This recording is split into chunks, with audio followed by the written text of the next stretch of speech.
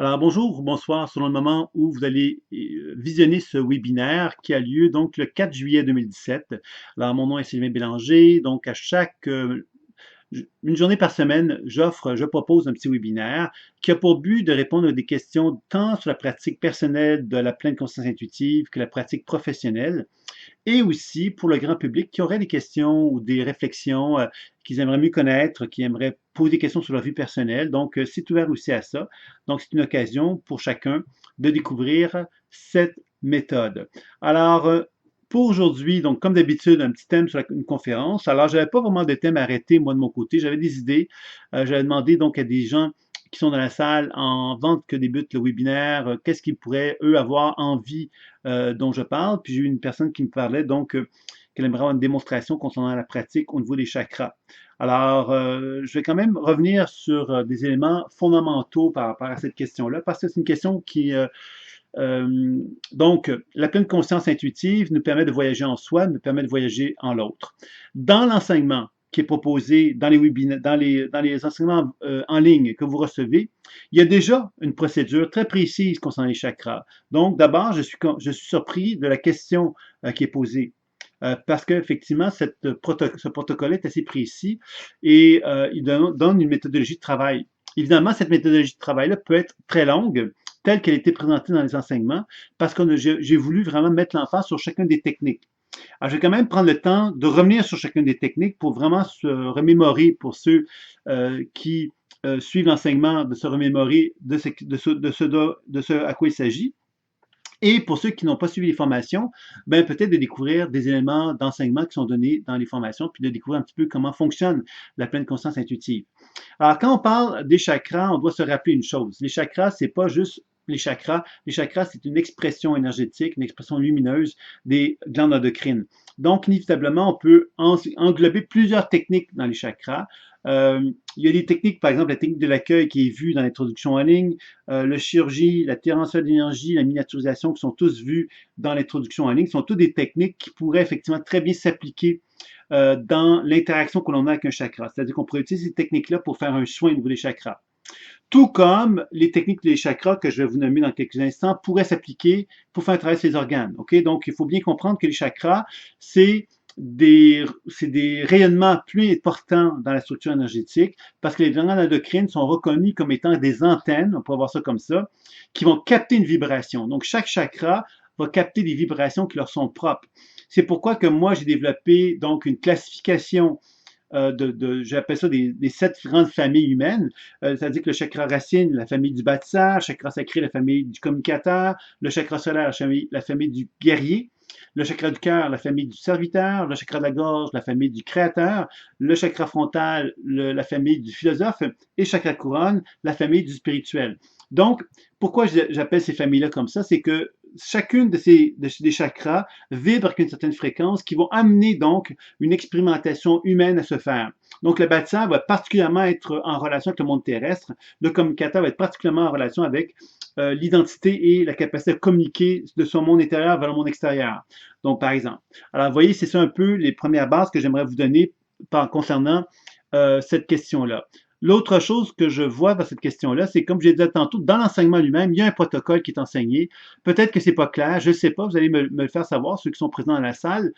Et puis les autres, bien évidemment, ceux qui ont envie de partager sur YouTube, puisque cette vidéo, que si vous le visionnez, vous allez sans doute le voir également sur YouTube, dans le canal Pleine Conscience Intuitive.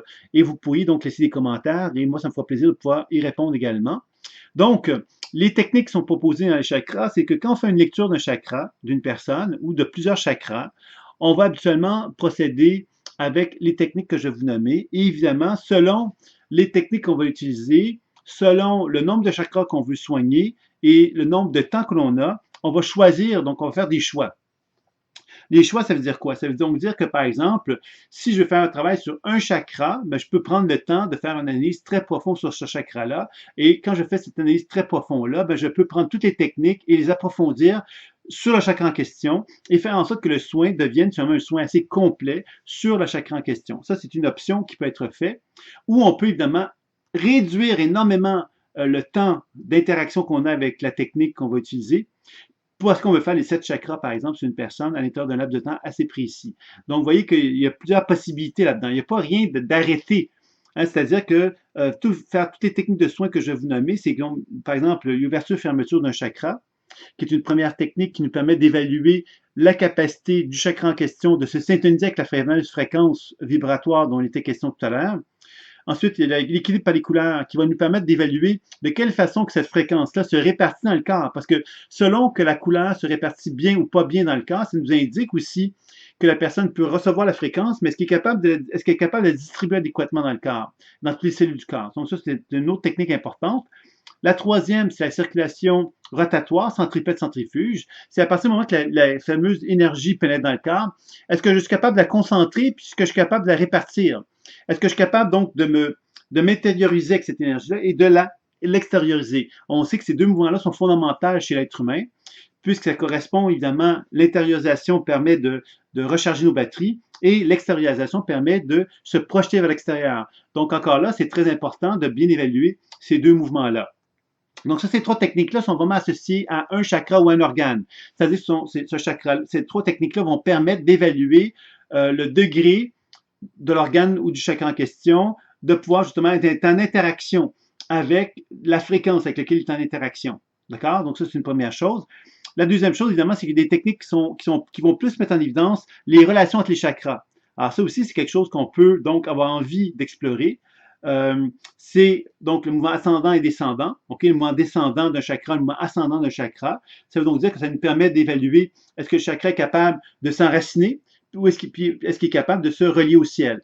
Donc, c'est un peu la logique. Et on comprend alors que le chakra en question est en étroite relation avec les autres chakras qui sont en dessous de lui et les chakras qui sont au-dessus de lui. Donc, il y a comme une chaîne à ce moment-là qu'on peut évaluer, une chaîne causale que j'appelle, c'est-à-dire une chaîne causale qui part du fait qu'un chakra peut être perturbé et que quand j'interagis avec les autres chakras, ben, je peux constater que ce chakra-là peut être perturbé, mais il peut être perturbé dû à telle autre perturbation, et ainsi de suite. Donc, on voit déjà quelque part qu'il y a toute une autre façon d'envisager la relation avec les chakras à partir de ce moment-là. Et puis, après avoir fait le mouvement ascendant et descendant, ce qu'on va chercher à faire, c'est qu'on va chercher à évaluer la circulation entre les axes, qui sont des chakras complémentaires. C'est-à-dire que les chakras du bas, les chakras du haut ont des complémentarités. Ça, c'est important à comprendre. Parce que quand je fais cette technique-là, qu'est-ce que j'essaie de faire? J'essaie d'évaluer si, par exemple, dans mon chakra racine, j'ai une complémentarité avec le chakra couronne. Si mon chakra sacré a une complémentarité avec mon chakra de la gorge.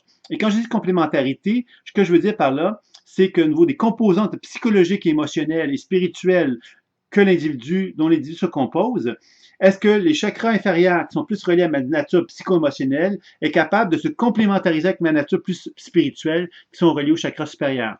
Donc, c'est comme ça qu'on va procéder. Et c'est ça qui est enseigné dans l'enseignement. Donc, je ne sais pas, la question qui m'a été posée, j'aimerais ça savoir si c'est ça dont tu voulais me parler là. Donc, peut-être me répondre à ce sujet-là.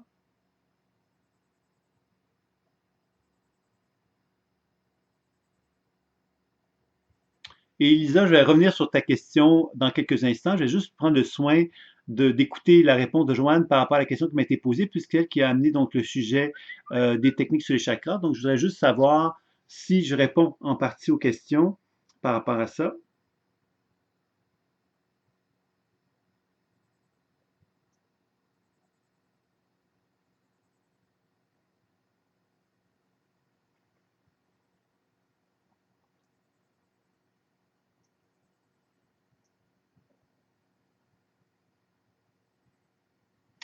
Tu vois, bon, la question qui m'est posée est intéressante, c'est qu'on me dit, est-ce que je veux comprendre, c'est savoir si je dois faire toutes les techniques à chaque fois.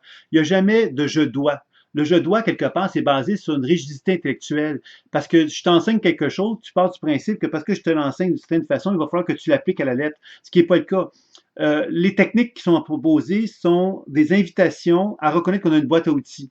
La boîte à outils veut donc dire quoi? Ça veut donc dire que toutes les techniques que je vais acquérir vont me permettre ensuite de pouvoir les appliquer sur moi, sur mon partenaire, d'une façon libre et selon la façon que moi j'ai envie de fonctionner. Alors oui, au début, il y a une forme de pédagogie.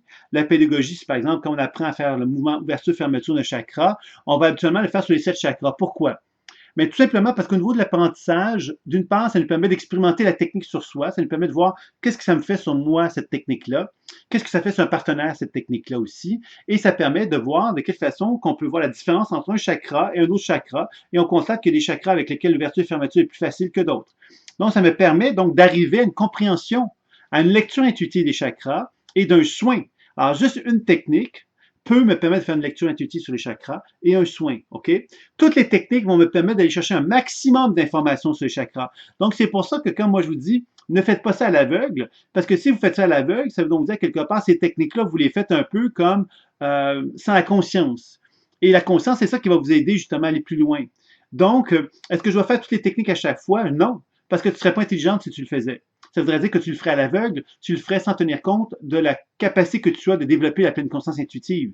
Alors moi, ce que je préfère, c'est que tu sois connecté avec la pleine conscience intuitive et que tu sois capable de me dire, bon, ben cette technique-là, je ne l'ai pas vraiment pratiquée pour telle raison. Celle-là, je l'ai plus pratiquée parce que j'ai senti que la personne avait plus besoin ou moi, j'en avais plus besoin. Et c'est ça, quelque part, que j'ai envie d'entendre davantage que quelqu'un qui va vouloir faire ça d'une façon un peu trop à l'aveugle, je dirais.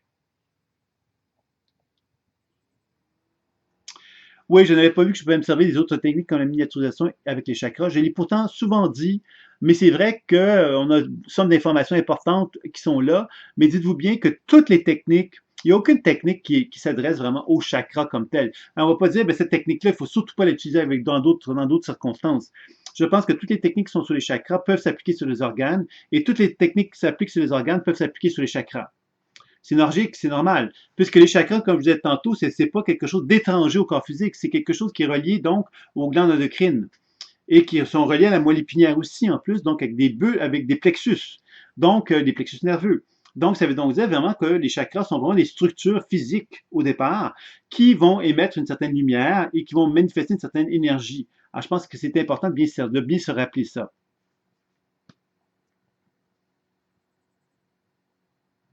Alors, c'est ce que j'ai fait hier, mais je n'ai pas fait toutes les techniques. Je me demande si c'était OK. Bien sûr que c'est OK. Si moi, ce que je te demande, c'est pas de faire les choses d'une façon trop étudiante. Parce que l'étudiant, quelque part, va faire les choses à la lettre. Et il va toujours se demander si le professeur, s'il a bien fait tout ce qu'il fallait faire, parce que le professeur lui a enseigné tout ça, donc il faudrait qu'il fasse tout ça. Alors que dans les faits, le professeur s'attend à ce que tu sois plus un artiste. Plus un créateur, dans le sens que tu sois plus capable de reconnaître que les techniques qui te sont enseignées sont des références. Et ces références-là, tu n'es pas obligé de les appliquer à l'aveugle. Tu peux vraiment les appliquer selon ton besoin et selon les circonstances. Et c'est là que tu commences à comprendre que les techniques, effectivement, deviennent des outils créateurs. Et ces outils créateurs-là, tu peux les utiliser d'une façon créative aussi. Et ça devient beaucoup plus riche et beaucoup plus intéressant de cette façon-là, je dirais. Je ne sais pas si ça répond à ta question, Joanne, à ce niveau-là.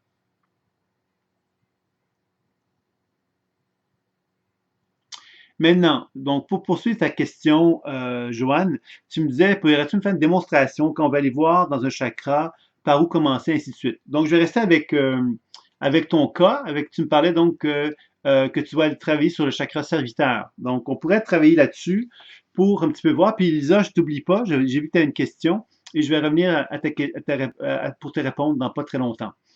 Donc, on va commencer simplement à prendre le temps de regarder de quelle façon qu'on pourrait travailler sur le chakra solitaire, qui est relié au chakra du cœur en passant. Hein?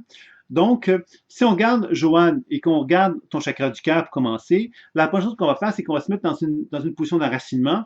La position d'enracinement va m'amener à mettre de la lumière dans ton chakra du cœur. Et en mettant de la lumière dans ton chakra du cœur, je vais voir donc une certaine expression lumineuse dans ton chakra du cœur qui va m'informer de comment ton chakra du cœur me parle, comment il se manifeste à moi sous forme visuelle, auditive ou sensitive. Et normalement, je vais prendre le temps de décrire, de questionner ce que je perçois. D'accord?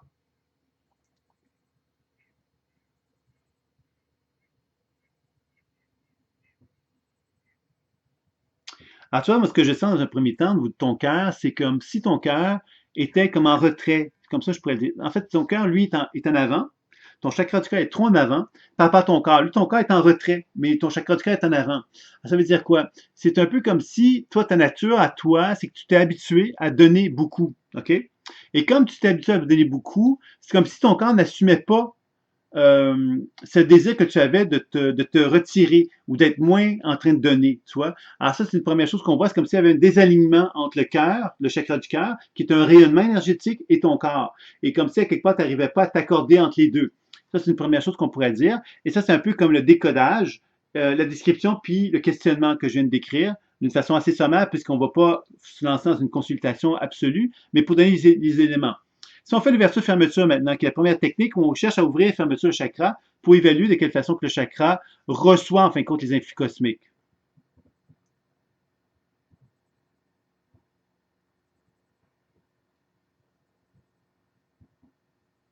Tu vois, l'ouverture-fermeture, elle se fait difficilement de l'ouverture, ton chakra du cœur. Pour quelle raison? Mais parce que justement, il y a une saturation. On dirait comme si ton chakra du cœur, toi, il affectait tout le haut du corps. C'est-à-dire que ta tête est affectée par le fait que ton cœur soit trop ouvert, a été trop ouvert.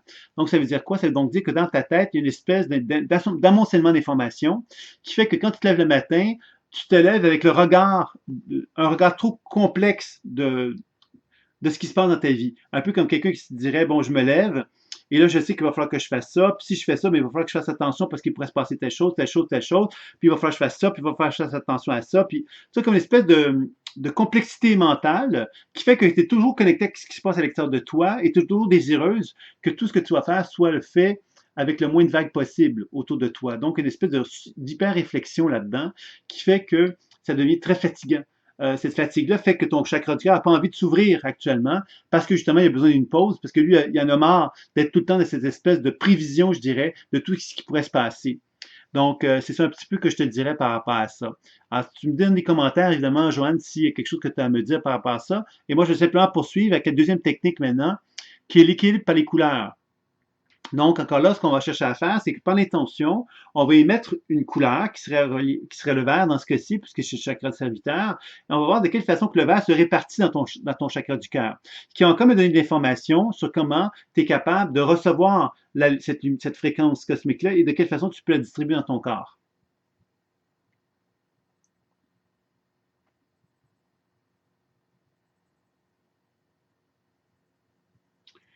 Tu vois, ce qu'on sent, c'est qu'il y a beaucoup de tristesse et ça touche beaucoup le bas du corps. C'est-à-dire que le cœur vers le pied, il y a quelque chose de relié à beaucoup la tristesse lorsqu'on cherche à répartir les couleurs vertes dans ton corps. Parce que il y a toute la notion euh, je vais dire ça comme ceci, de femme forte. Une femme forte, qu'est-ce que c'est? C'est une femme qui va être capable de dire ce qu'elle pense, qui va être capable de prendre position, qui va être capable d'être bête s'il le faut, qui va pas se laisser faire, puis qui va vraiment avoir une certaine puissance dans son expression.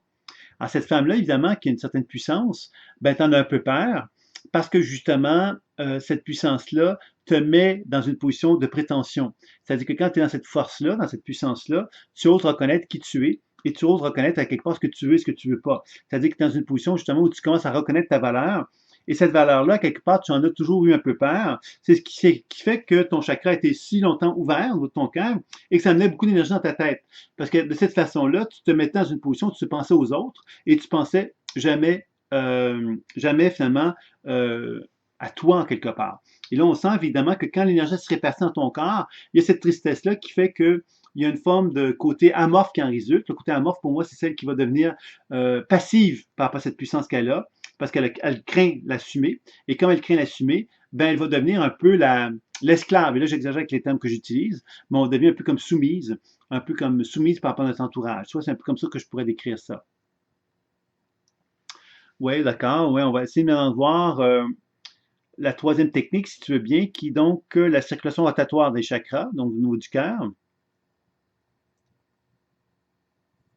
Donc, il y a deux mouvements dans la circulation rotatoire. Le mouvement centripède, qui va concentrer l'énergie, et le mouvement centrifuge, qui va la diffuser. OK? C'est deux mouvements importants qui sont associés à la santé. Les deux sont tous importants l'un que l'autre, et on ne peut pas dire qu'il y en a un qui est bon puis un qui est mauvais. On peut juste constater que ces deux mouvements-là doivent être équilibrés, parce que le corps a besoin de se recharger et a besoin de dépenser. Alors, c'est ça un peu qu'on va chercher à évaluer maintenant.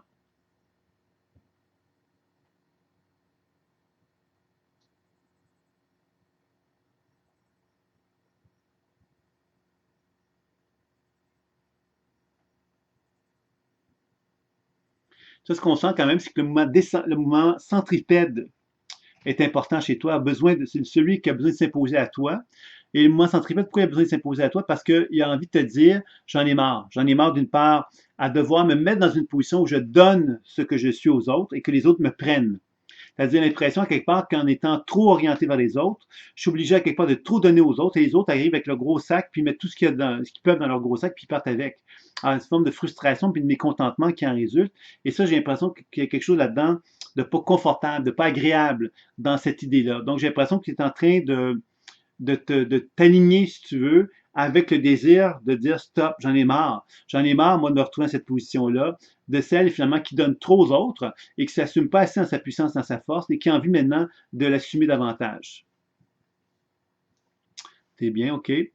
Ensuite, après, donc, le mouvement centripète et centrifuge.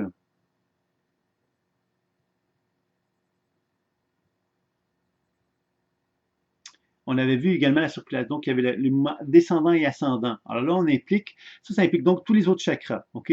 Donc là, on vient de voir que les trois premières techniques, que ton chakra du cœur est un chakra finalement qui a plus besoin de se tourner vers lui qu'aller vers l'extérieur. Donc, tu es plus dans un processus, tu as besoin de, de te concentrer à l'intérieur de toi-même pour te relier à ton identité, l'identité de ton cœur, et te rendre compte à quelque part que tu as plus envie d'être égoïste, entre guillemets, et plus envie d'être connecté avec toi-même au niveau de ton cœur. Donc, tu es moins dans le processus d'ouverture et de service au niveau du cœur. Tu vois, donc ça, c'est des choses qu'on vient de comprendre avec les trois premières techniques.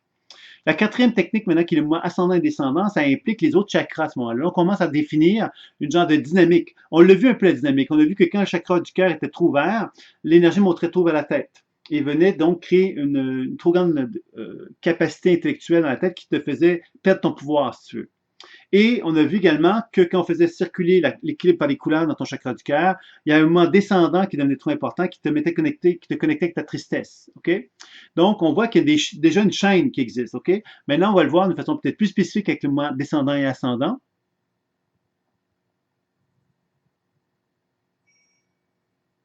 Donc, ce qui consiste à prendre le chakra et à créer un mouvement vers les pieds, remonter les pieds vers le cœur, du cœur vers le sommet de la tête, du sommet de la tête vers le cœur, et ainsi de suite, pour évaluer de quelle façon l'énergie circule tout simplement dans le mouvement ascendant et descendant du chakra du cœur.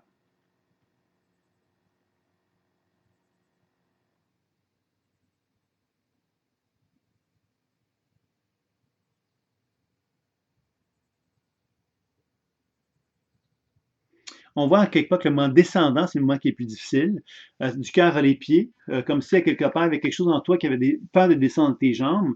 Encore là, descendre dans tes jambes, ça veut dire quoi? Ça veut dire être moins sympathique, être moins désireuse de répondre à des demandes, à des exigences extérieures.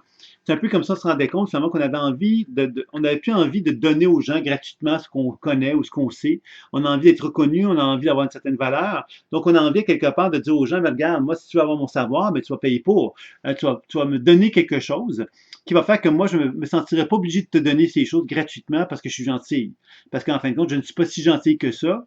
Et je suis surtout pas si naïf que ça non plus. J'ai plus envie de me donner corps et âme à des gens quelque part qui vont prendre ce que je suis. J'ai envie d'avoir des échanges plus justes. Alors c'est là quelque part qu'on sent que la chaîne causale, où est-ce qu'elle se situe, c'est du cœur vers les pieds. Et quand on cherche à descendre du cœur vers les pieds, on voit que dans tes jambes, il y a un mouvement qui se fait difficilement. Donc, c'est certain qu'au niveau de tes jambes, il y a une circulation difficile qui se fait là. Donc, il ne circule pas librement dans tes jambes. Et comme ça ne circule pas librement dans tes jambes, tu deviens un peu tes jambes raides. Et comme les jambes deviennent raides, l'énergie, elle monte très facilement vers la tête. Comme s'il y avait un manque d'ancrage dans tes jambes, l'énergie monte dans ta tête et c'est ça qui te garde dans la position, justement, de celle qui doit toujours s'excuser d'être forte. Je dois m'excuser d'être forte. Donc, comme je n'ai pas le droit d'être forte, ben, je ne dois pas habiter mes jambes, parce que si j'habite mes jambes, je serais forte. Et comme je n'ai pas le droit d'habiter mes jambes, ben, à quelque part, il y a cette espèce d'agitation intellectuelle qui en résulte, qui fait que je suis toujours en train de penser à tout le monde, puis à faire plein de choses pour tout le monde, mais à m'oublier complètement à ce moment-là. Donc, tu vois, ça, c'est un autre élément qui serait donc à regarder, à travailler. Donc, évidemment, je ne mets pas l'emphase sur le soin comme tel, parce que là, évidemment, c'est un webinaire, puis c'est plus pour vous montrer un petit peu comment ça fonctionne.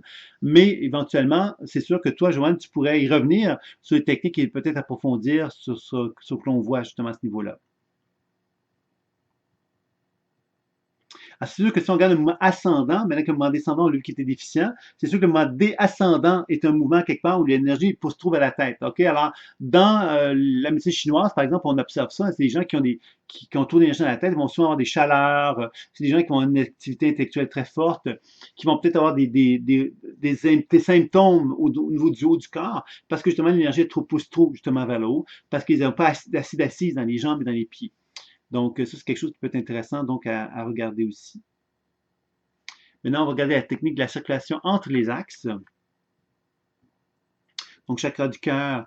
Dans l'axe du chakra du cœur, il y a plexus solaire cœur, guerrier serviteur et serviteur philosophe.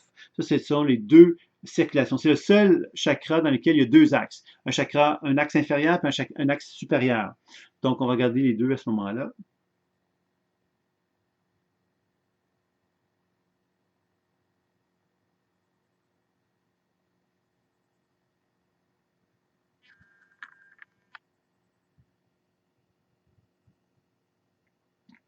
L'axe solaire cœur, tu vois, plus on cherche à le faire circuler, plus on se rend compte que le cœur a besoin énormément de l'énergie du guerrier, l'énergie du feu, du guerrier.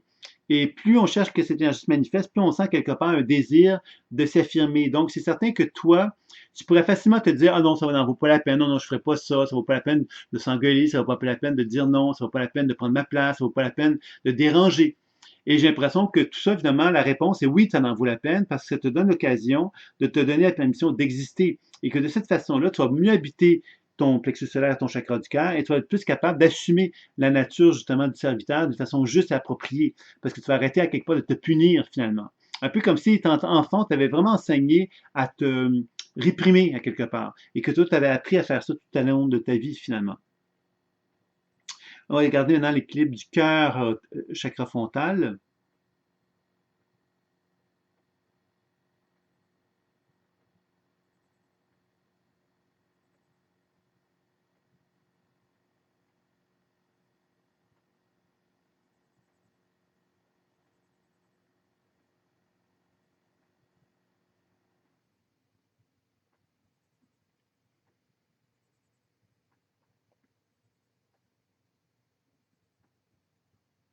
Ça, c'est un peu comme ça, on pourrait dire comme ceci, comme si tu avais plein de connaissances, mais tu avais peur de te tromper. C'est ce qui fait qu'au niveau du cœur, au niveau du chakra du cœur vers la chakra frontale, c'est difficile parce qu'au niveau du chakra frontal, il y a une espèce de côté très intellectuel, très rationnel, très logique qui est là. Puis au niveau du cœur, il y a quelque chose de très émotif, de très sensible, de très intuitif. Donc ça va pas ensemble, comme si c'était deux énergies différentes et tu n'arrivais pas à faire la paix entre les deux. Soit tu étais dans l'intellect, soit tu étais dans l'intuition, mais tu n'arrivais pas à trouver le pont entre les deux. Et je pense que pour trouver le pont, mais c'est certain que ça demande de ta part à toi de trouver un espace juste. L'espace juste, pour moi, c'est la femme qui reconnaît que euh, elle n'a pas, elle a pas à démontrer intellectuellement parlant qu'elle a la vérité, puis elle n'a pas quelque part à se perdre dans les émotions ou même à se perdre dans les intuitions pour tu sais, c'est un peu comme une immaturité. Tu sais, l'immaturité, c'est que quand on est un adulte, on est intuitif puis on a la connaissance. Mais quand on est un enfant et qu'on est très émotionnel, on se perd dans plein de théories puis plein de choses parce qu'à quelque part, on est dans l'émotion puis on n'a pas expérimenté les choses. Donc, on veut bien faire, mais on est prisonnier de notre vision du monde, de nos croyances, de nos idées. On n'a pas expérimenté les choses tant que ça. Et je pense qu'il y a quelque chose de cet ordre-là chez toi, une forme de confusion. Et cette confusion-là, évidemment, ce serait intéressant, évidemment, pour toi de la dépasser. Et pour la dépasser, j'ai l'impression qu'il te faut passer à te faire confiance au ton cœur. Ton cœur a besoin de se faire confiance. Et pour qu'il se fasse confiance, il faut que tu expérimentes les choses. Donc, tu acceptes d'abandonner un peu le côté théorique pour aborder davantage le côté plus intuitif, plus émotionnel, plus expérientiel. Ça serait intéressant pour toi de pouvoir expérimenter ça. Je pense que ça te donnerait une assurance beaucoup plus grande qui ferait qu'au niveau de ton cœur, il y a vraiment une femme qui s'épanouirait là, une femme qui aurait une maturité puis une sagesse aussi qui pourrait se manifester d'une façon beaucoup plus libre et beaucoup plus importante à ce moment-là. Je ne sais pas ce que tu en penses de ça, Joanne.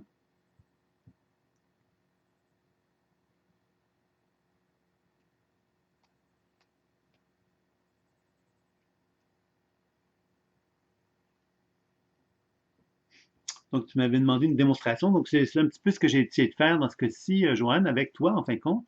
Donc, c'est ça. Tu donnes déjà des enseignements au niveau théorique et j'ai l'impression que la théorie que tu donnes, elle est pas suffisamment, elle repose pas suffisamment sur l'expérience. Et que c'est ça, quelque part, qui te rend un petit peu dans un mode d'incertitude. Parce que en même temps, tu es quelqu'un d'assez sensible, d'assez émotionnel et tu as besoin de passer par l'expérience aussi. Donc, c'est intéressant de chercher à trouver un équilibre entre les deux, tu vois.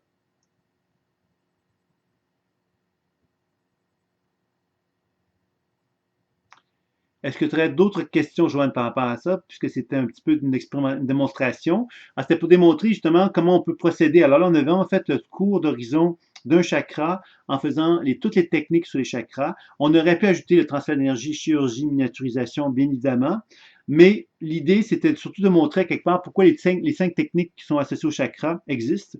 C'est que ça permet donc, en faisant les 5 techniques, avoir une idée du chakra lui-même, de la circulation énergétique dans le chakra lui-même, et ensuite de la façon qu'il se répartit dans les autres chakras et de voir une certaine dynamique. Alors, on est arrivé avec cette compréhension des 5 techniques à comprendre davantage l'ensemble de la dynamique énergétique qui existait dans ton corps. Alors, c'est pour cette raison-là que ces 5 techniques-là sont utilisées, puis qu'on les utilise habituellement l'une à la suite de l'autre, parce que ça va nous permettre donc de pouvoir arriver à une forme de compréhension plus complète.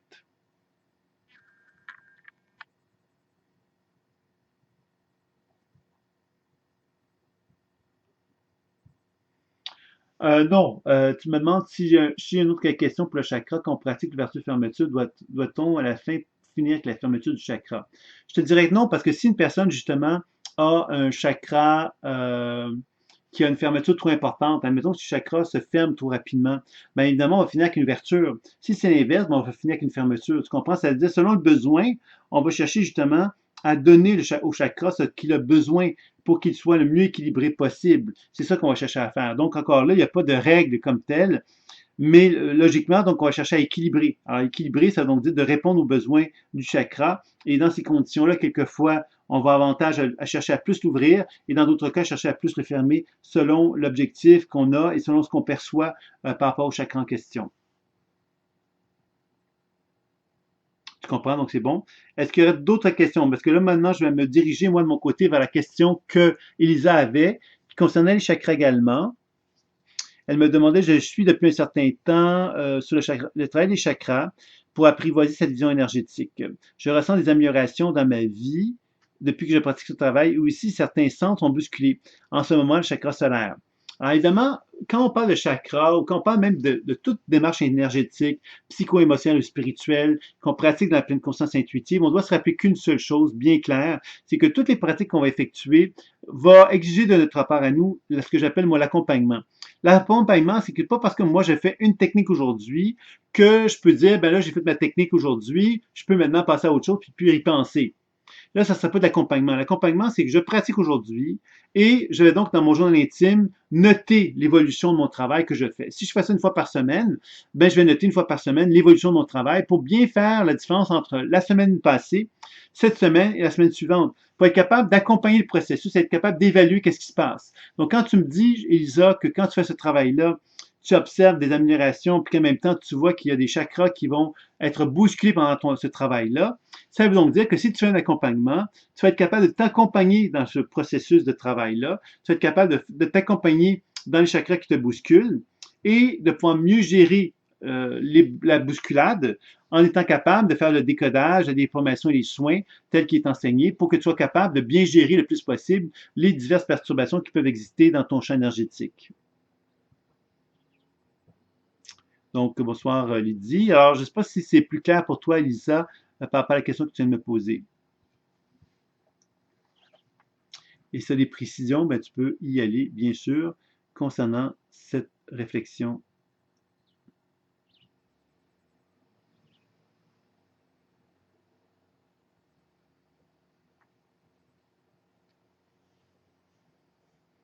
Donc, l'accompagnement, c'est vraiment fondamental dans cette pratique-là. Donc, c'est ça un petit peu que j'aurais à dire. Je vais attendre ce que Lisa va me répondre par rapport à ça. C'est des questions, des précisions qu'elle voudrait que je fasse. Et une autre question qui m'était posée, qui ne concernait pas les chakras, mais qui m'était posée concernant l'alimentation intuitive, où on me faisait part, comment on fait pour faire, est-ce que ça prend du temps pour faire mon épicerie, parce que pour faire évaluer les aliments sains versus les aliments non sains? Ben, en fin de compte, Sylvie, l'idée de l'alimentation intuitive, c'est pas de finalement devoir se retrouver dans une situation où on passe des heures et des heures et des heures à faire notre alimentation, notre marché. Ça serait vraiment embêtant parce qu'on n'aurait plus envie d'impliquer l'alimentation intuitive dans telles circonstances. Donc, ce qu'on va chercher à faire quand on est dans un marché, par exemple, si on se retrouve dans plusieurs types de pommes, ben on va simplement se mettre en relation avec chacune des pommes et très rapidement, on va être capable d'évaluer quelle est la pomme la plus énergétique, la plus vibratoire parmi les pommes qui sont là. Alors, très rapidement, on va être capable de choisir la catégorie de pommes qui va correspondre le mieux à nos besoins, tu vois. Alors, dans ce sens-là, non, ça ne prendra pas de temps parce que ça peut se faire très rapidement en se syntonisant avec les légumes en question. Alors, si on n'a qu'une seule sorte de pomme, on n'a pas plusieurs types de pommes, ben on peut effectivement choisir les pommes les plus énergétiques dans le choix de pommes qui se trouve là. Alors ça, c'est une autre façon de procéder aussi qui peut exister et qui peut être donc valable également de pouvoir procéder comme ça. Donc ça, c'est quelque chose qui pourrait être intéressant euh, de pratiquer comme cela. Moi, je vous invite aussi à vraiment être attentif au fait que quand on fait ce type de travail-là, on pourrait le faire avec, par exemple, avoir une grille à côté de soi, puis vraiment dire, OK, cette pomme-là, elle est à tel niveau, tel autre à tel niveau, ainsi de suite. Là, on perdrait vraiment, je pense, le sens de l'opération. Le sens de l'opération, c'est vraiment de le faire rapidement. Et de pouvoir le faire rapidement, c'est donc de finalement utiliser la technique de l'accueil, par exemple, pour se mettre en relation avec certains aliments rapidement et de pouvoir évaluer rapidement aussi la qualité énergétique de l'aliment en question. C'est un petit peu ça que je vous dirais par rapport à ça. Donc, je ne sais pas si je réponds à la question, Sylvie, par rapport à ça.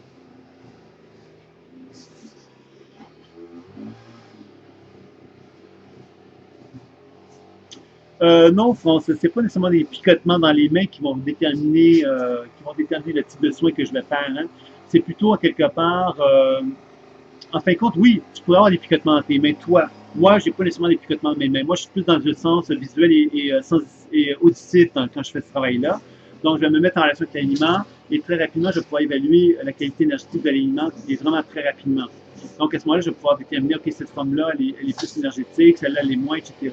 Mais ça, c'est ma façon à moi de faire. Alors, vous avez trouvé votre façon de faire pour arriver justement à le faire plus adéquatement. Oui, France. Alors, la technique d'accueil, c'est la technique qui est proposée dans l'alimentation intuitive. Dans l'enseignement, si tu as fait le module sur l'alimentation intuitive, on parle de la technique de l'accueil, mais évidemment, il y a plein d'autres techniques qui pourraient être aussi intéressantes. Mais l'idée, quelque part, c'est que la technique d'accueil va nous permettre d'évaluer aussi de quelle façon l'aliment peut être assimilé par notre organisme. Par exemple, moi, je vais acheter des repas tout faits. Bon, c'est pas idéal d'acheter des repas tout faits en passant, hein, on s'entend. Par contre, ça peut être intéressant, des fois, de dire, ah, ben, tiens, c'est quoi le repas tout fait qui me conviendrait le mieux, qui serait le plus vibratoire, plus énergétique et qui serait, bon, qui correspondrait le mieux à mes besoins au niveau de mon système digestif. Alors, ça aussi, c'est quelque chose qui peut être fait. Et là, à ce moment-là, on peut vraiment percevoir l'aliment qu'on ingère dans notre système digestif et on voit comment il va réagir. Donc, ça aussi, c'est des choses qui peuvent être faites également, qui peuvent être intéressantes aussi.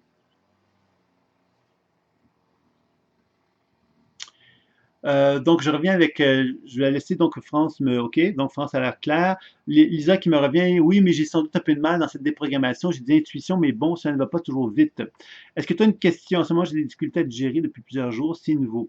Est-ce que tu as des questions plus précises? Que tu me parles de déprogrammation, tu as la difficulté avec la déprogrammation. Quelle est la difficulté que tu rencontres, Elisa, avec la technique de déprogrammation? Ne t'en fais pas. Plusieurs personnes ont de la difficulté avec cette technique-là, parce que c'est une technique finalement qui n'en est pas une, d'une certaine façon. C'est relativement simple comme approche. C'est pas une technique, tant une façon d'écouter. Alors, si je suis capable d'écouter ce que mon corps souhaite, ben la déprogrammation va venir d'elle-même. Si je suis pas capable d'écouter ce que mon corps souhaite, ben là, la déprogrammation va être difficile parce que je ne serai pas capable de répondre aux demandes de mon corps. Et c'est là que la déprogrammation devient complexe parce que je suis pas en mesure donc de lui donner ce qui lui est demandé, ce qui est demandé. Alors, c'est quelque chose qui est assez important à ce moment-là. Tu ne vois pas avec précision, mais est-ce que tu ressens ou est-ce que tu entends, Elisa? Parce que là, tu me dis que tu ne vois pas avec précision. Ça, c'est un sens. Il y a deux autres sens qui sont importants, qui sont l'auditif, entendre, et le sensitif, qui sont les sensations. Donc, ne pas voir, c'est une chose, mais être capable d'entendre ou capable de ressentir, c'en est une autre. Donc, il faut vraiment utiliser le mode de communication avec lequel on est capable de travailler pour commencer. Ça, c'est une chose assez importante à ce niveau-là. Peut-être que tu peux me préciser, Elisa, ensuite.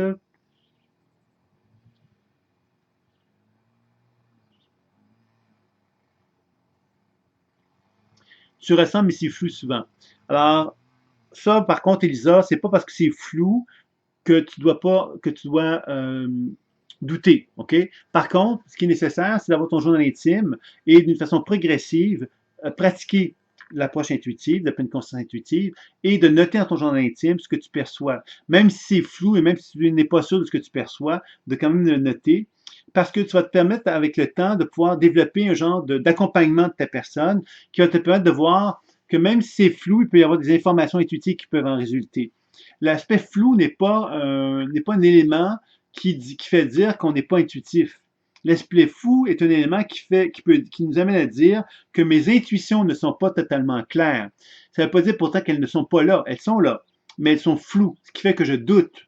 Maintenant, comment ne pas douter, c'est d'arriver à comprendre que cette information qui est floue peut être très juste, même si elle est floue. Et ça, pour parvenir à cela, il faut souvent passer par une étape d'accompagnement, une démarche où on va prendre le temps de faire des évaluations intuitives, d'accompagnement dans notre journal intime qui va nous permettre d'arriver à constater que même si l'information est floue, elle peut être très juste quand même. Et ça, c'est quelque chose qui est très important à bien mettre en évidence aussi dans la pratique intuitive, je dirais. Si tu as d'autres questions, Elisa, continue. Je veux juste te faire un petit peu parler pour bien comprendre la demande, puis te faire avancer aussi à travers les questions que tu me poses.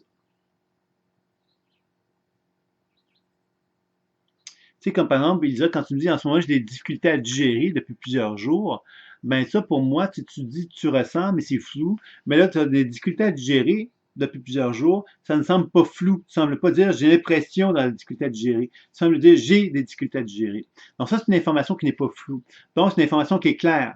Donc, à partir du moment que cette information est claire, tu peux t'adresser à cette information qui est claire pour lui demander le sens de pourquoi ces difficultés digestives-là sont là, les questionner, donc de décrire ce que tu observes, ce que tu vois, ce que tu entends, ensuite de questionner la raison d'être de ça, et ensuite de déprogrammer. Déprogrammer va consister à donner au système digestif tout ce dont il a besoin pour qu'il se sente plus en état d'harmonie de paix. C'est ça qu'on va chercher à faire. Tu as persévéré absolument, Elisa, et tu as surtout à comprendre quelque part que l'important là-dedans, c'est de développer la foi. La foi, qu'est-ce que c'est? C'est un peu, on parle souvent de la foi religieuse. Mais la foi religieuse, si on l'applique dans la pleine conscience intuitive, c'est la foi en mes propres outils. Mes propres outils, quels sont-ils? C'est mes images, mes sensations et mes mots. C'est ça qui va me permettre de déterminer si j'ai la foi en ce que je ressens en moi, en ce que je perçois en moi. Ensuite, quand je fais des actions thérapeutiques comme la déprogrammation ou les techniques de soins, est-ce que j'arrive à des résultats? Est-ce que je me sens mieux? Est-ce que je suis plus en paix, en harmonie avec moi quand je fais ça? Alors, ça aussi, c'est un autre élément qui va me permettre d'avancer, de progresser dans mon cheminement, je dirais. Parce que je vais développer finalement la foi. La foi, c'est ça qui est essentiel dans ce type de pratique-là. Est-ce qu'il y a d'autres questions maintenant sur l'ensemble de ce qui a été vu ou sur d'autres sujets? Oui, ben, tant mieux, Elisa. Elisa, c'est très important quelque part ce sentiment d'avancement, même si c'est un avancement qui se fait progressif, c'est tout à fait normal, surtout en début de pratique. On doit vraiment apprendre à s'accompagner puis à cheminer avec les outils que l'on a. Et c'est par la pratique qu'on va arriver à développer des certitudes et des confiances encore plus importantes. Joanne, à part les chakras, hier, j'ai fait une déprogrammation des soins sur ma jambe gauche qui me fait mal depuis quelques jours. Après, je me sentais comme si un camion m'avait passé sur le corps et je ne sais pas, puisque tu as arrêté là. J'attends donc, Joanne, que tu me précises. Lydie, est-ce que le fait d'avoir eu une mémoire traumatique bloquée longtemps, puis finalement intégrée, ça peut-il m'expliquer mes difficultés d'accéder aux mémoires des autres?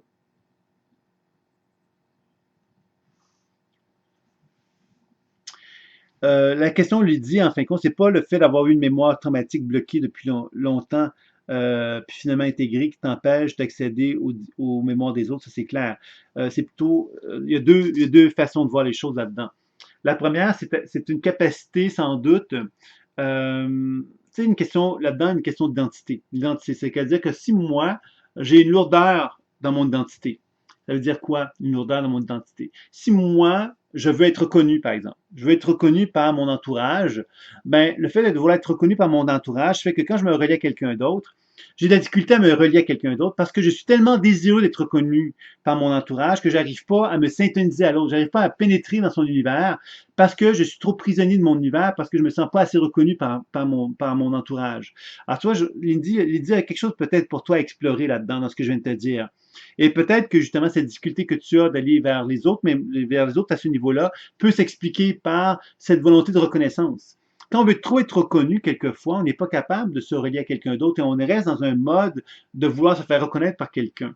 Donc, il y a quelque chose là-dedans qui pourrait être intéressant pour toi à explorer sans aucun doute, qui pourrait t'amener peut-être justement à te rendre compte qu'il y a une volonté de reconnaissance qui est trop élevée peut-être chez toi. Là, tu vas être reconnu. Et quand on veut être reconnu, on peut pas. C'est un peu comme si je m'adressais à quelqu'un et je disais à cette personne-là, je vais communiquer avec toi de la façon la plus authentique possible, mais j'ai des blessures, moi, au niveau de ma reconnaissance. Et parce que ces blessures-là sont là, je vais tout faire pour me faire entendre de toi et me faire reconnaître de toi. Ça ne sera pas une relation authentique qui va en résulter. C'est une relation où je vais essayer de démontrer à l'autre que j'ai raison, que j'ai une certaine valeur, etc. Donc, je ne sais pas dans l'objectivité d'une relation. Alors, je pense que Lydie, il y a peut-être quelque chose là-dessus que tu pourrais aller voir de ton côté concernant cela. Et peut-être une question pour toi, Lydie, c'est est-ce que tu es capable de faire une écoute de toi avec la technique de l'écran, par exemple? Est-ce que tu es capable de te projeter dans un écran et de faire une technique sur toi concernant le travail au niveau des mémoires? Ça, c'est une question. La deuxième question, Lydie, c'est est-ce que tu es capable de jouer? Jouer, ça veut dire quoi? Ça veut dire jouer avec la mémoire. Jouer avec la mémoire, ça veut dire jouer dans l'espace-temps. Est-ce que tu es capable de t'amuser? T'amuser, le mot est très bien choisi, OK? T'amuser à voyager. Voyager où? Voyager, par exemple, dans ton enfance. Par exemple, un événement de ton enfance que tu as vécu à l'âge de 8 ans. Par exemple, allez voir cet événement-là que tu as vécu à l'âge de 8 ans. Après ça, allez voir le lien avec cet événement de 8 ans et un événement de tes ancêtres, dans tes ancêtres, chez tes parents, chez tes arrière-parents, etc.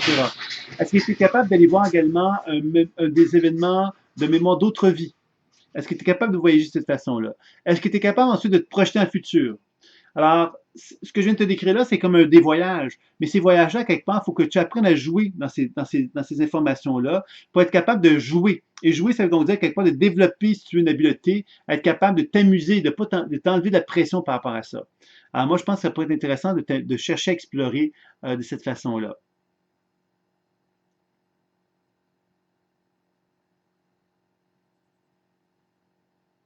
Oui, Joanne. Alors, Joanne me demandait s'il y a des réactions neurovégétatives lorsqu'il y a... Oui. Alors, évidemment, il y a plein de réponses à la réaction neurovégétative. Une réaction neurovégétative peut se situer à plusieurs niveaux. Par exemple, la montée de la Kundalini est une réaction neurovégétative, d'accord? Donc, on peut parler de vraiment d'expérience spirituelle, psycho-émotionnelle et énergétique, et tout ça rentre dans les réactions neurovégétatives. Et les réactions neurovégétatives sont très multiples. Le simple fait d'avoir un tremblement dans mon corps, avoir des chaleurs dans mes mains, etc., sont des réactions neurovégétatives. Donc, on peut vraiment parler de réactions neurovégétatives mineures et on peut parler de réactions neurovégétatives majeures aussi. Ça va dans une variation assez importante. Et là, j'ai l'impression que dans ton cas, c'est une réaction un peu plus importante que tu as eue et qui te permet justement maintenant de constater que le travail que tu as fait a entraîné donc des réactions inconscientes. Maintenant, ces réactions inconscientes-là, soit que tu les gardes à niveau inconscient, ou soit que tu cherches à en comprendre le sens. Comprendre le sens, ça veut dire quoi? Ça veut donc dire quelque part de faire un travail de pleine conscience intuitive pour aller chercher la réponse, la compréhension de qu'est-ce que ça a entraîné comme réaction, qui va te permettre de comprendre pourquoi tu te sens détaché de tout, pourquoi tu te sens déconnecté, ainsi de suite. C'est ça l'accompagnement. L'accompagnement, c'est vraiment de suivre son cheminement et de ne pas se laisser impressionner, je dirais, par des informations, puis de rester là, puis de pas, puis en être un peu prisonnier, je dirais, tu vois. Donc ça peut être intéressant de pratiquer comme ça.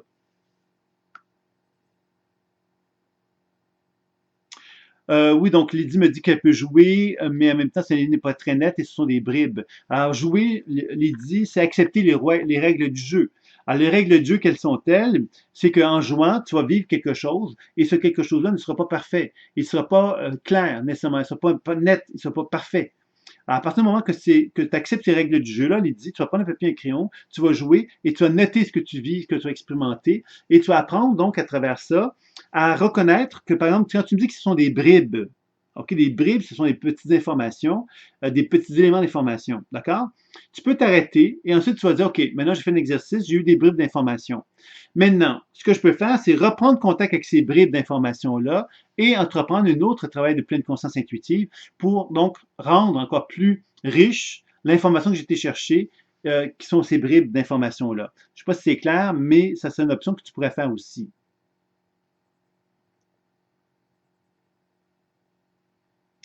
Oui, Joanne, c'est comme un lâcher prise et faire confiance. D'accord. C'est intéressant ce que tu dis. Pour moi, ça veut rien dire par contre. Lâcher prise, ça veut dire quoi? Lâcher prise de quoi? Ça va en générer quoi dans ta vie, ça, Joanne? Et quand tu me dis ça va faire confiance à quoi? À qui? Qu'est-ce que ça va changer dans ta vie aussi, toi? Moi, je veux que tu sois un peu plus précise par rapport à ces commentaires-là, parce que un lâcher prise, ça veut dire à peu près n'importe quoi. Tu sais, comme en hypnose, par exemple, quand on travaille sur la suggestion, on nous enseigne des choses comme ça. Hein, tu vas dire à quelqu'un, apprends à lâcher prise.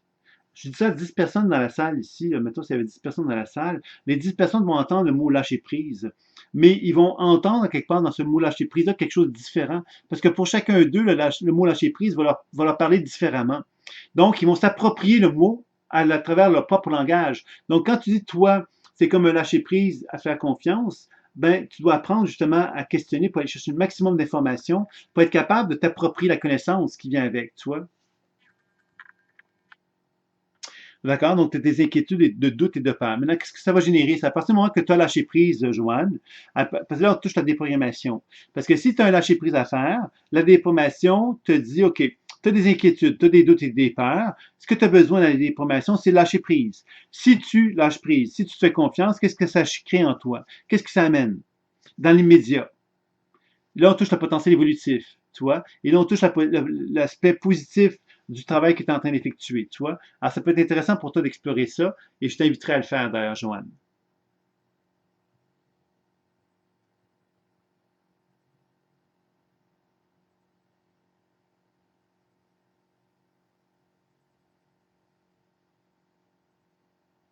Oui, si tu te rappelles, l'autre fois, tu m'avais suggéré de faire un travail sur le travail sur la bonasse en moi, et c'est ce qui remonte pour moi depuis samedi. D'accord? Et ce que ça génère comme comportement, ça, Joanne, comme nouveau comportement, parce que si on parle de la bonasse, c'est un comportement, c'est un état de conscience que tu adoptais pour faire face à certaines situations. Maintenant que tu dois lâcher prise, faire confiance concernant tes inquiétudes, tes peurs et tout ça, qu'est-ce qui va s'actualiser comme état de conscience? Ce serait intéressant pour toi de nommer cet état de conscience-là. Donc, si c'était plus la bonasse, c'est autre chose. Et de quelle façon que tu pourrais actualiser cette autre chose-là. Ça pourrait être intéressant aussi pour favoriser le changement, ça.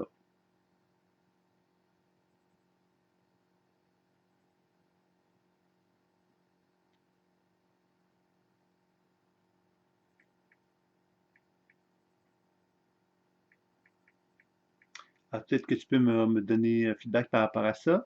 Est-ce qu'il y aurait d'autres questions maintenant sur l'ensemble de ce qui a été vu, ce qui a été dit aujourd'hui?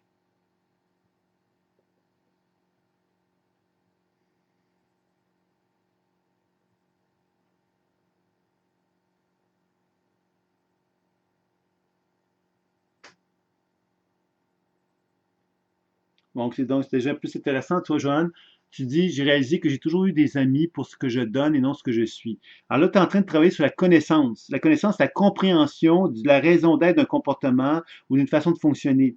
Le potentiel évolutif, c'est-à-dire qu'on parle de déprogrammation, c'est quel est le comportement qui va favoriser le changement et la transformation. À partir du moment que tu lâches prise et que tu te fais confiance, qu'est-ce que ça change dans ta vie et quel est le comportement que ça te permet d'adopter. Tu vois, ça serait ça qui serait intéressant, je te dirais, de pouvoir mettre en évidence.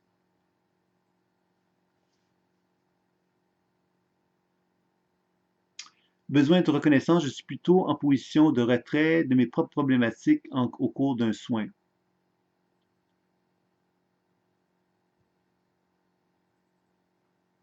Oui, mais ça veut dire quoi, ça, Lydie? Qu'est-ce que tu veux dire? C'est pas parce qu'à quelque part que tu es en retrait pendant un soin que t'es pas que ton corps, que ton inconscient, que ton champ subtil n'est pas dans un processus de volonté de reconnaissance.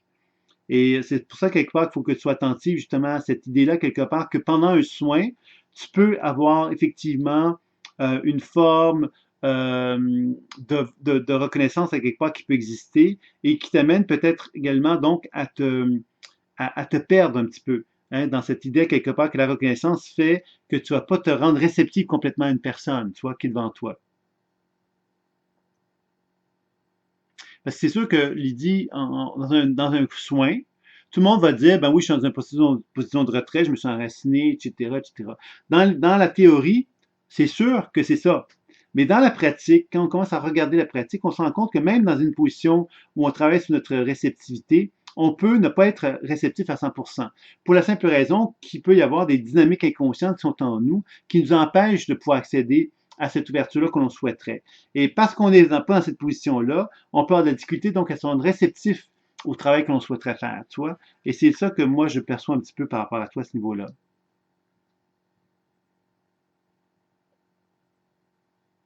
Tu sais, le simple fait d'avoir une volonté de reconnaissance, qu'est-ce que ça peut générer? C'est que ça peut générer le sentiment quelque part que comme tu as cette reconnaissance-là, ça te crée un stress, parce que quelque part, ça te met sous pression et ça te met dans une position d'obligation d'aller chercher de l'information chez ton partenaire. Et comme ça te crée un stress, tu peux avoir de la difficulté à le faire parce que justement, tu n'es pas dans une position de témoin, justement parce que ce stress-là existe. Toi, ce serait peut-être quelque chose comme ça que tu pourrais aller chercher. C'est pour ça que je te parle de t'amuser et de t'enlever de la pression pour faire les choses avec plus de gaieté, plus de légèreté, que s'il n'y a rien qui se passe, il n'y a rien qui se passe, mais de t'enlever cette pression inutile, je dirais.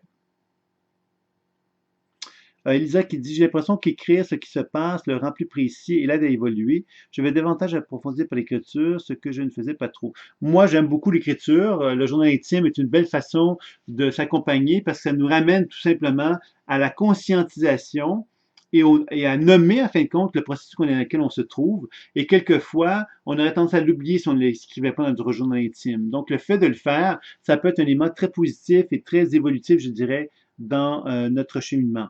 Donc, moi, je t'encourage à effectivement travailler dans ce sens-là. Je pense que ça peut être quelque chose de vraiment intéressant et riche de pouvoir travailler dans cette direction-là.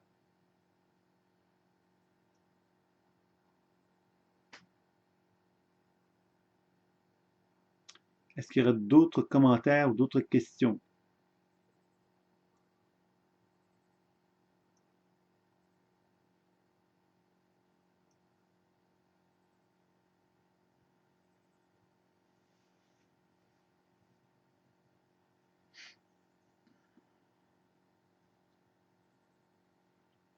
OK, donc je sais pas, il n'y a pas d'autres gens, vraiment très intéressant, toutes ces démarches. Oui, mais je pense effectivement que la question sur les chakras permet aussi sans doute de pouvoir mieux intégrer, de mieux comprendre quelque part la logique, la dynamique, parce que c'est ça qu'il faut s'appeler, c'est que dans le processus intuitif, et là ça revient avec la notion des mémoires aussi. Euh, les mémoires, en fin de compte, dont Lydia a parlé tout à l'heure, ça fait partie des protocoles finalement d'interaction. Les interactions, effectivement, c'est que les mémoires, elles vont pas, c'est quand on dit les mémoires, j'ai la difficulté à les communiquer avec, mais Lydie et les autres. Une chose qui est fondamentale, c'est que si vous regardez le cheminement d'enseignement, le premier enseignement qui est donné, c'est on vous propose une typologie des chakras. Les chakras, quelque part, vous permettent d'avoir une compréhension des chakras qui permet d'avoir un genre de langage. D'accord? Dans le deuxième niveau d'enseignement qui est donné, c'est les soins quantiques de l'oreille et des fascias, on vous enseigne la symbolique psychologique des organes. On vous donne de la théorie, encore une fois, sur la compréhension des organes, comment les organes fonctionnent d'un point de vue psycho-émotionnel et énergétique. C'est de la théorie aussi, mais ça crée comme un cadre de fonctionnement. D'accord? Ce cadre de fonctionnement-là, quand on l'aborde dans le côté coaching évolutif et déprogrammation de la mémoire cellulaire, on aborde l'aspect plus psycho-émotionnel. Mais ce qu'on se comprend, c'est que le travail de la mémoire, nous allons apprendre à l'identifier. Des fois, c'est plus facile à se dire, tiens, j'ai envie d'aller voir la mémoire de moi qui a vécu quelque chose à l'âge de 8 ans de difficile. C'est plus facile d'une certaine façon d'aller chercher cette information-là, de se syntoniser avec l'information de l'âge de 8 ans, que de simplement se laisser guider par quelque chose qu'on ne sait pas où est-ce qu'on va aller. Par exemple, ça peut être intéressant de parler avec un partenaire et de dire, ben tiens, tu es attiré beaucoup par le Moyen Âge, donc je vais aller voir une époque de ton Moyen Âge pour aller explorer ça. Dans ta famille, tu as ta grand-mère qui t'intrigue beaucoup, mais on va aller voir ta grand-mère.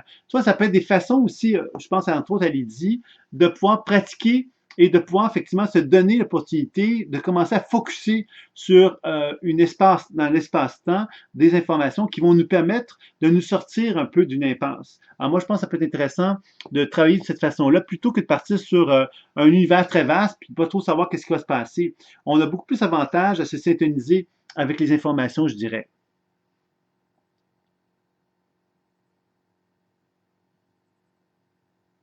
Oui, donc tu m'en avais parlé effectivement de la famille intérieure. Donc, d'ailleurs, le dernier webinaire, je crois, était sur la famille intérieure. Donc, pour ceux qui sont intéressés, allez voir un petit peu ce qu'il y en est. Il y avait des questions qui étaient posées sur la famille intérieure. Dans ce cas-ci, c'est davantage sur l'aspect des chakras, c'est intéressant. Ça vous permet donc de revenir sur les techniques, de mieux comprendre la dynamique. La dynamique, c'est de ne pas laisser. On est souvent passif dans le processus intuitif et c'est malheureux parce que la passivité ne va pas vous aider à développer votre habileté intuitive. C'est vraiment en développant une habilité d'être plus interactif.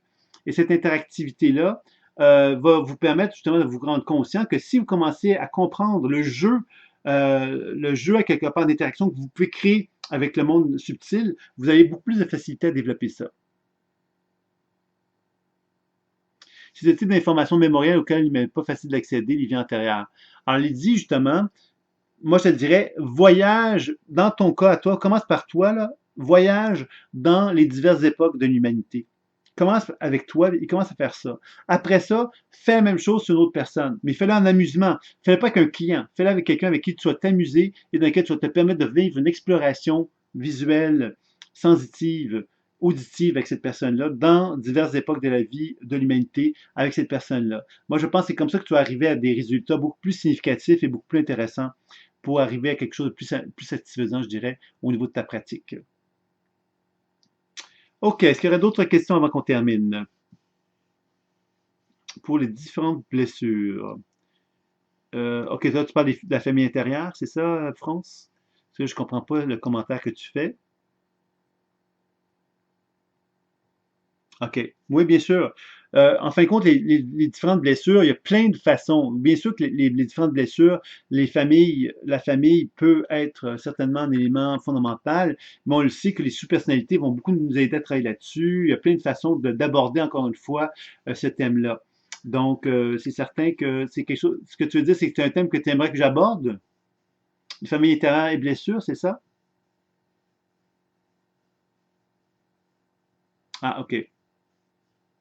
Parce que j'allais vous dire justement que dans les conférences que vous pouvez retrouver sur le canal Pleine conscience intuitive, il y a effectivement des conférences sur les grandes blessures émotionnelles dans les relations de couple, les grandes blessures dans le couple, en fin de compte, ont été abordées déjà. Donc, ça peut être intéressant de pouvoir y jeter un coup d'œil. Oui, la famille intérieure, c'est évident qu'il y a des grandes blessures qu'on peut retrouver là, et ça peut être intéressant évidemment de travailler là-dessus. Je vous invite à regarder la conférence d'ailleurs sur les grandes blessures émotionnelles qui ont été dans les relations de couple, qui touchent un peu cette notion des familles, parce que les relations de couple sont souvent créées par des dynamiques relationnelles qui ont été vécues dans la famille. Et dans la conférence qui était proposée, bien évidemment, je vous transmettais des enseignements qui ont été assez appréciés. Donc, si ça vous dit d'y jeter un coup d'œil, ben, vous pouvez la visionner dans les conférences qui ont été présentées dans le canal YouTube, là, sur Pleine Conscience Intuitive. Est-ce qu'il y aurait d'autres questions avant de terminer?